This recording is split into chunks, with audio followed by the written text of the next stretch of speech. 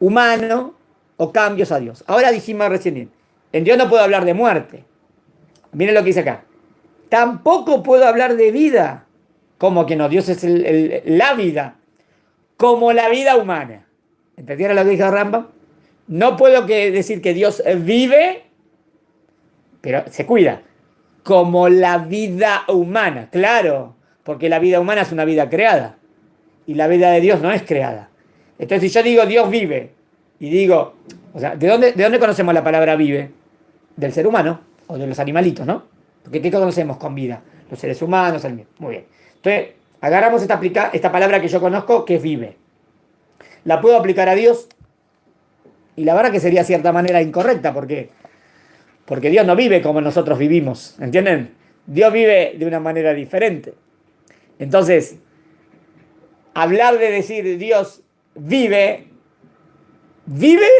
pero no como nosotros. ¿Entendieron el punto? Porque la vida nuestra es una vida temporal, con accidentes, creada. Entonces, todos esos puntos en la palabra vida no se pueden aplicar a Dios. Entonces, ¿en qué sentido decís vive? En el sentido que existe totalmente. Bueno, eso quisimos decir. Pero no vive como nosotros vivimos. No confundamos. Porque yo conozco la palabra vive de este mundo. Entonces, si yo encuentro el pasuk, Dios vive, vive como nosotros. No, no, no, no. Es una vida diferente.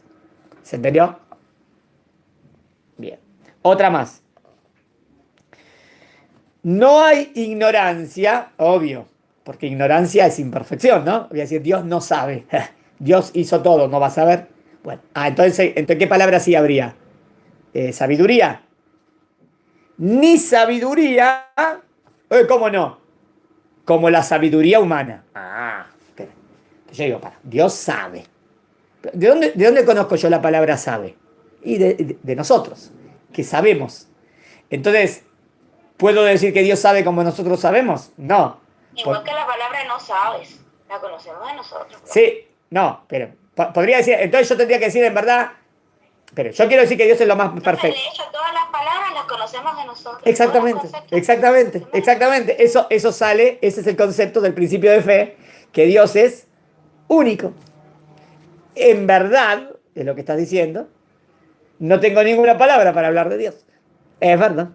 Pero bueno, pero la gente necesita pensar. Entonces tenemos que bajar un poquito. Eso es lo que hace la Torah. Y hablar en el lenguaje humano. Necesito hablar en el lenguaje humano porque si no, la mayoría de la gente que no profundice tanto no va a entender nada. Va a decir, entonces no. Entonces no existe. Porque si vos le vas a decir esto no, esto no, va a decir, entonces no existe. Peligroso, ¿no? No, ¿cómo que no existe? Es lo más existente que hay. Sí.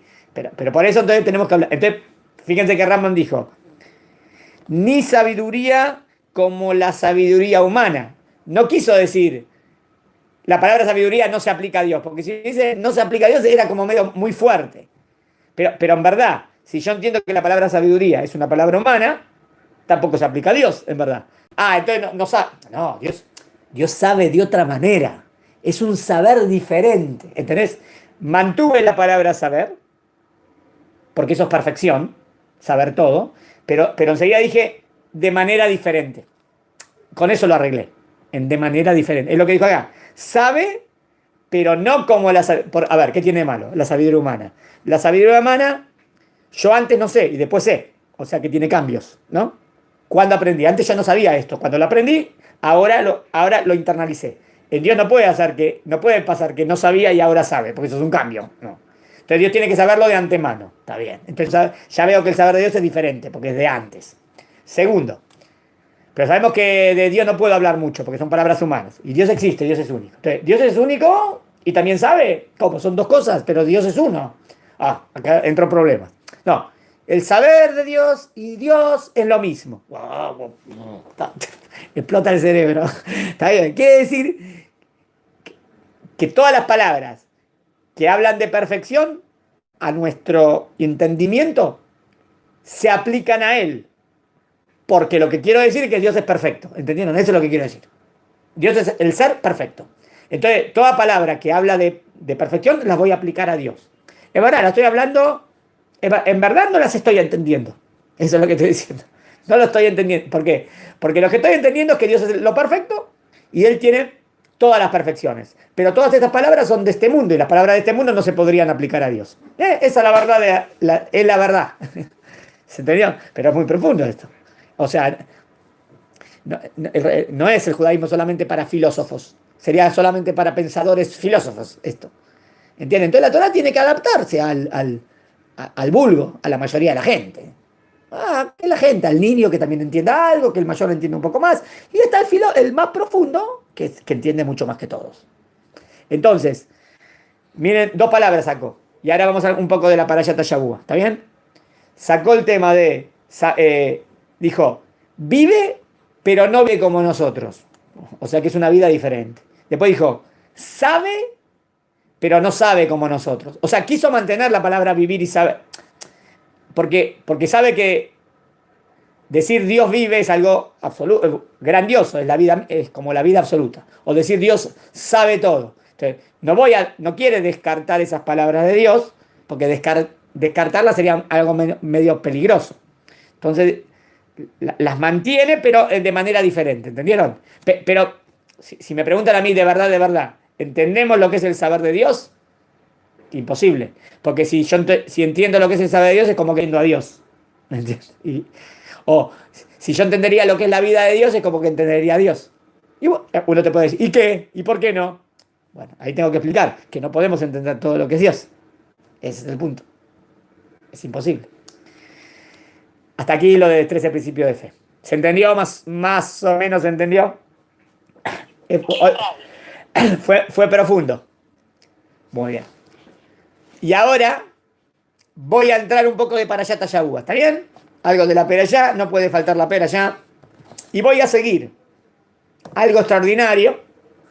Bueno, a mí me encanta este libro, yo se lo recomendé varias veces. Es un libro de poesías de la Perashá. Del Rabbi Yosef Sanado. Una vez se los mostré. Un día después les muestro la fotito. Bueno, él hace un poema y en el poema quiere explicar algo profundo. ¿Está bien? Es un poema con pensamiento, filosófico, digamos. No es, el poema normalmente es más romántico, más sentimiento. Puede estar desvinculado del intelecto. Esto es sentimiento con el intelecto, unido. Leo. Yosef el preferido, primero es una introducción. Este no es el poema, ¿eh?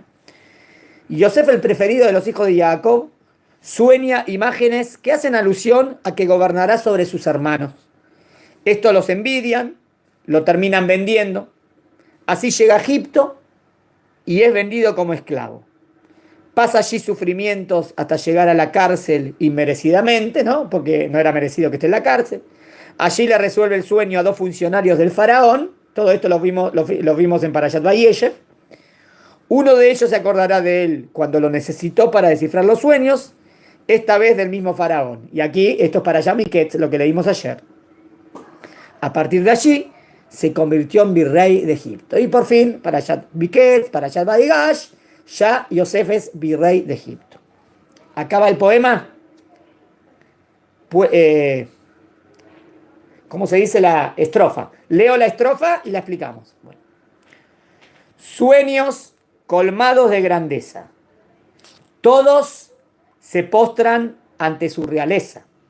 Yosef en el centro y todos a su alrededor, su deseo profundo se revela al exterior.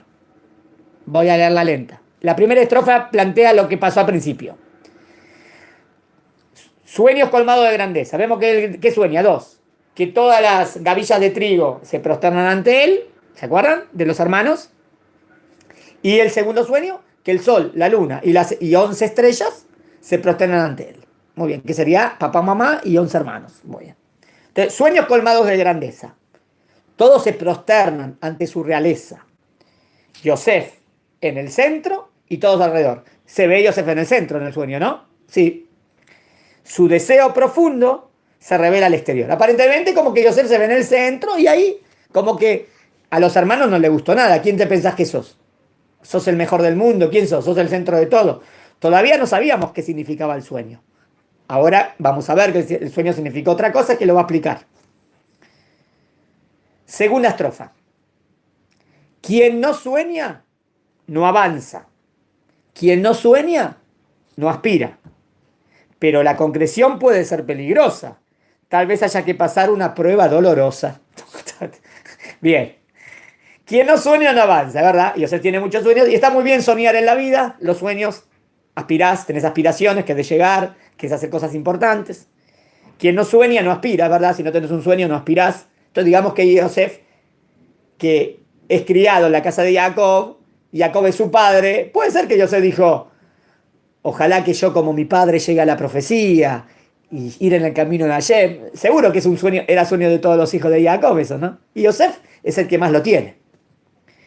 Pero la concreción puede ser peligrosa.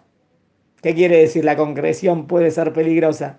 La concreción del sueño, ¿qué? ¿Los hermanos de qué? ¿Vos vas a gobernar sobre nosotros? ¿Quién te cree que sos? Tal vez haya que pasar una prueba dolorosa. Y bueno, ahí empieza la prueba, que a Yosef le tienen bronca y lo venden como esclavo. Entonces, muchos sueños, pero a lo mejor tenía que haber tenido cuidado qué decir, qué no decir, de qué manera. A lo mejor él no... seguro que era el más grande de todos, pero a lo mejor al principio no se comportaba con tanta humildad. Entonces los hermanos, ¿quién es? Tercero, la realidad lo sacude al despertar. La fraternidad lo traiciona y lo hace llorar. El pozo y la esclavitud lo van a educar. Y el posgrado, en la cárcel lo va a acabar. Vamos a la tercera estrofa. La realidad lo sacude al despertar. La realidad es que él se piensa mejor, los hermanos le tienen bronca, boom, lo ven. La fraternidad lo traiciona y lo hace llorar. La fraternidad serían los hermanos. Lo traicionan, lo hacen llorar, lo tiran al pozo. El pozo y la esclavitud, esto es lo que le tocó a él, lo van a educar. ¿Cómo entienden esta frase? Que todo lo que él tenía, que en verdad que tiene sueños buenos y cosas grandiosas y quiere construir algo, pero los problemas que le vinieron en la vida, primero que le bajaron un poquito los humos, y él entendió que él está para cosas importantes, pero que no tiene que enorgullecerse o decir yo estoy en el centro, no. Y el posgrado, no, hizo un máster, ¿no? Hizo una carrera y otro posgrado. El posgrado aprendió en la cárcel. Bueno, en la cárcel, estar en el calabozo, como dice Rabitón, esclavo y en el calabozo, peor imposible. Esclavo. No, pero eso a Yosef no lo hizo perder la muna. A Yosef le reforzó la muna, todo eso. O sea, le hizo aprender, pero ¿por qué? ¿Qué? ¿Qué tengo que mejorar? Muy bien. Cuarto, Yosef aprende a fuerza sumisión. Esta vez los sueños son del faraón. Sueños que asustan a quien no tiene fe verdadera. Pero quien confía en Hashem, en la acción se esmera. Va, cuarta estrofa. Yosef aprende a la fuerza sumisión. Sumisión es que él no está para recibir, él está para dar. Él no está ahí y todos se prosternan porque significa que él es el rey. No, él se tiene que encargar de la familia. Él tiene que darles comida a la familia, por eso el trigo. Él tiene el suelo y él les va a dar trigo, les va a dar comida a la familia. Sol, luna, estrellas.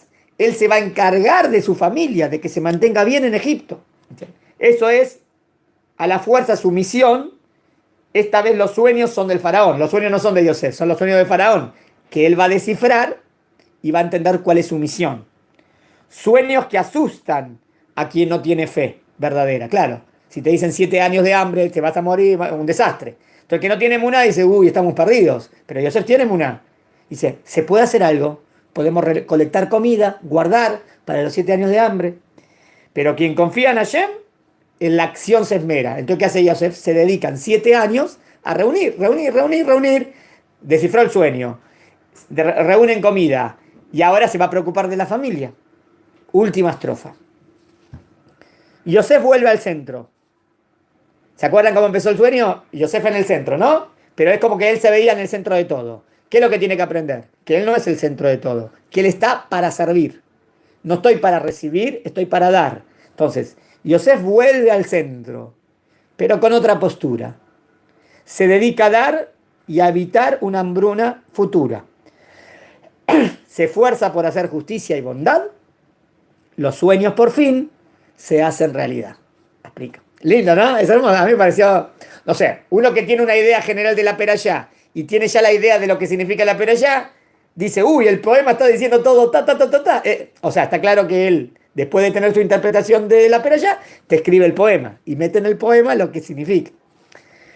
Pero deja al lector que lee el poema que deduzca.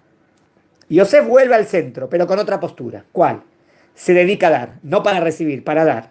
Y a evitar una hambruna futura. Todo el tema es que no haya hambre en todo el mundo, que haya, el imperio de Egipto era el más importante, que haya comida. Se esfuerza por hacer justicia y bondad. Lo ves a Yosef gobernando con justicia y con bondad. Le da a cada uno lo que necesita y no da de más y le da y se preocupa por todos y que nadie se haga esclavo. Los sueños por fin se hacen realidad. ¿Qué quiere decir los sueños por fin se hacen realidad? Que al fin y al cabo los sueños que habían hecho el problema con la familia y le iba a tener bronca no eran eso. Los sueños significaban que él se tenía que encargar de la familia. Tenía que, no solamente la familia, tenía que salvar el hambre de Egipto, tenía que salvar el hambre de la familia, tenía que cargarse de su familia, también materialmente y también espiritualmente, o que se preocupe de dónde van a vivir, que no se asimilen, preocuparse por la familia, no solamente en la comida, sino en todo lo otro también. Eso es la conducción sol, luna y estrellas de su familia. Nos plantea, el Rabbi Yosef Sanado plantea preguntas después, para la mesa de Shabbat. ¿Les parece que los sueños de Yosef se cumplieron absolutamente? Habría que analizar. Todos preguntan, ¿y dónde fue que la luna? ¿Qué era el sol y la luna se iban a prosternar? ¿Y Jacob alguna vez se prosternó a Yosef? Y Jacob no se prosternó nunca a Yosef.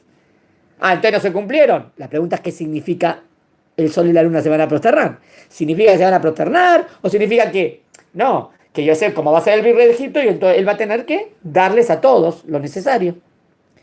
Si la respuesta fue afirmativa, ¿se cumplieron tal como Yosef lo esperaba? Ya, ahora sí. Bueno, si la respuesta fue afirmativa, ¿se cumplieron tal como Yosef lo esperaba? ¿Qué aprendió Yosef con la esclavitud y la cárcel? Esa es otra pregunta importante. Yosef se veía en el centro para recibir y terminó en el centro para dar. Pregunta, ¿pasaron alguna vez un proceso parecido? Les preguntan a nosotros. ¿Alguna vez les pasó algo parecido, que estabas así, te veías como, y después viste que no, que el tema no era dar, no recibir, no estar en el centro? Bueno, son preguntas para debate. Muy bien. Hasta aquí hoy. Les mando la fotito del cuentito, les mando la foto de la poesía, les mando lo que estudiamos en español de Rambam, Blineder, está bien, en una foto. Si quieren le mando también en hebreo, eso las verajot que dijimos, las 3 verajot. Si Dios quiere, la semana que viene, seguimos estudiando. ¿Está bien? Un placer entonces, un gusto estar con ustedes. Hoy